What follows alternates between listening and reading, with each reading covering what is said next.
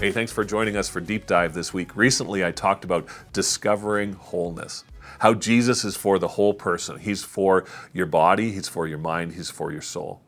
How Jesus came in order to free us from sin and help us to experience lasting freedom, the forgiveness of sins and the release from it, but also that He came to heal our bodies.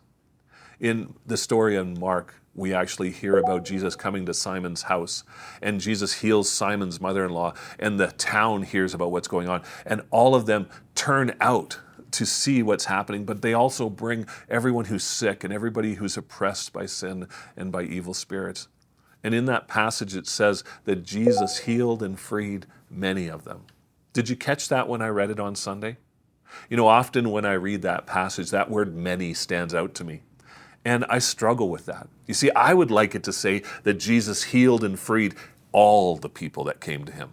But the reality is that He came and He healed and released many, not all. Why is it? Why does Jesus not heal everyone? You know, when we invited people to come forward for healing after the sermon, I realized that there are some people that experienced healing, that there are some people that experienced lasting freedom as we prayed for them, but there are other people who, and maybe this is you, who didn't experience healing, who didn't experience lasting freedom. What is up with that? Well, that's what I want to talk to you about today. That's what we want to dive deep into. Why is it that Jesus heals some and not others?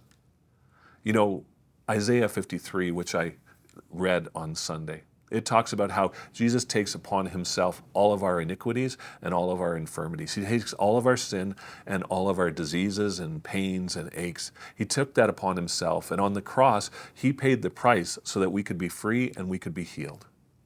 So why don't we experience that today? Well, you know, in Mark 1:15, Jesus says that the kingdom of God is here, that it's now. And in that moment, He inaugurates the kingdom of God. He says, it has come. We don't have to wait for any more. What is promised is here now. But at the same time, there's a realization that the kingdom of God is here and not yet at the same time. You see, the fullness of the kingdom of God is not realized until Revelation 21, sometime in the future. In Revelation 21, 1 to verse 5, it talks about how God will make His dwelling among us permanently, and how He will wipe away every tear, and He will take away every pain. There will be no sickness, no disease, no death. That's what we're looking forward to. And yet we live in this in-between time where healing is something that Jesus has done and He offers to us, and yet it's something that is still going to be fully realized someday. Because even if you were healed during that service, your body will still die at some point. And so that healing, that fullness of healing comes in Revelation 21, when Jesus returns and we are all with Him and God's presence is fully among us. In this in-between time, we live with eager expectation.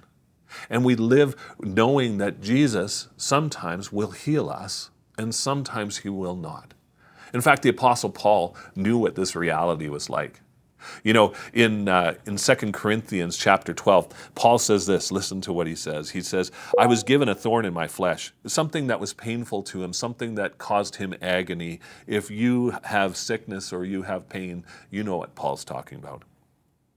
He says, 3 times I begged the Lord to take it away. Each time He said, my grace is all you need. My power works best in weakness. So now I am glad, Paul says, to boast about my weakness, this infirmity that he has, so that the power of Christ can work through me. That's why I take pleasure in my weakness and in the insults, hardships, persecution, and trouble that I suffer for Christ. For when I am weak, then I am strong. Paul says, I know what it's like to actually have sickness and to pray for it. I know what it's like to have pain. In fact, some scholars believe that Paul had been whipped and beaten so many times in the course of his life that he was actually disfigured, that he probably walked with a hunch, that he probably had aches and pains that never went away.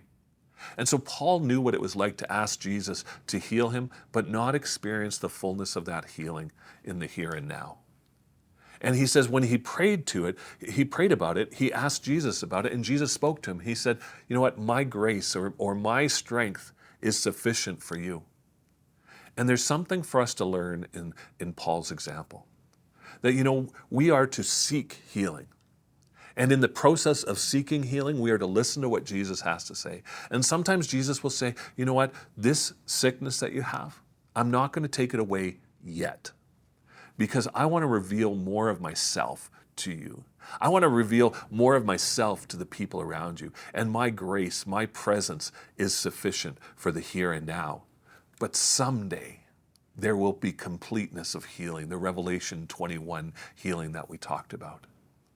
And so in this process of this in-between time, we are to seek Jesus for healing for our physical bodies.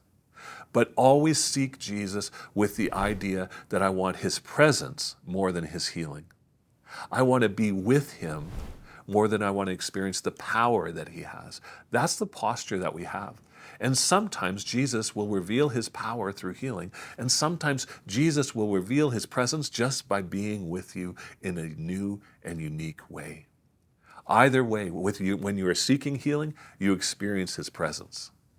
And so it doesn't feel good to go forward and ask for healing. Paul probably didn't feel good those times when he prayed and wasn't healed.